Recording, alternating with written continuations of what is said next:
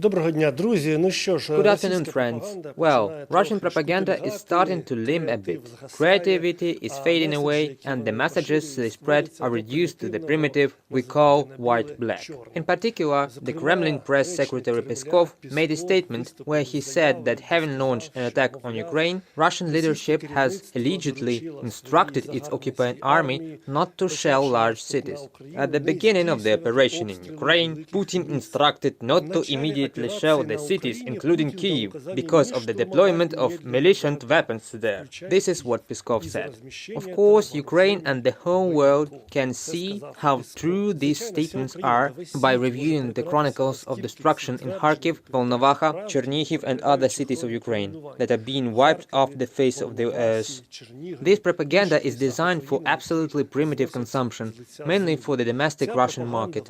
Another primitive fake thrown by Russian propaganda through their mouthpiece, Russia Today, is that, let us just think about it, at the expense of Russian taxpayers, an office that spreads lies to the whole world is being maintained, although now it's getting smaller and smaller audience. So they are spreading a fake that President Zelensky did not visit wounded soldiers in the hospital and that he is not in Kyiv. To them it seems that we are publishing chronicles recorded on the eve of the war, although again this propaganda can be easily destroyed. President Zelensky regularly records his video messages at different locations in Kyiv. And why does Russia throw in this propaganda nonsense? Because they cannot have the openness of their president, who is in an unidentified location, avoids contacts with people, uses various technologies, such as recordings on a green background, in order to create the illusion of openness.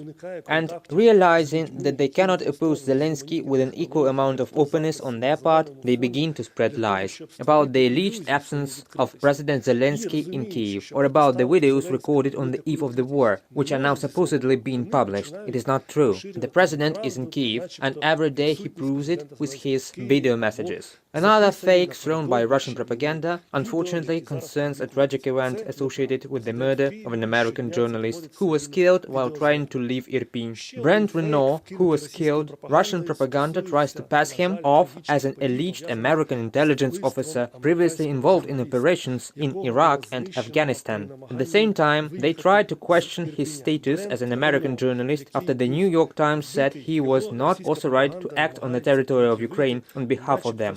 The truth is that for a certain time in the past he really did not work for New York Times. And now, while in Ukraine, he was doing material for another influential, well-known American magazine, Time.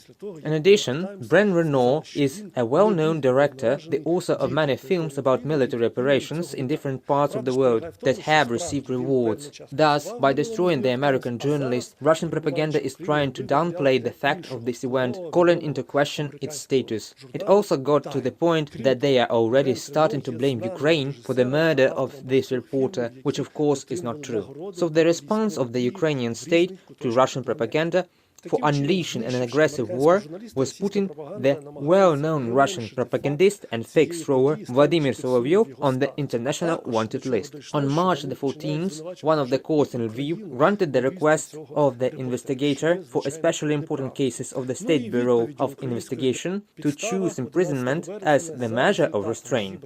The reason for this is that on March the 11th, according to the results of the collected evidence in criminal proceedings, Solovyov was informed of the suspicion of public calls to change the state border of Ukraine, which led to serious consequences and deaths of people.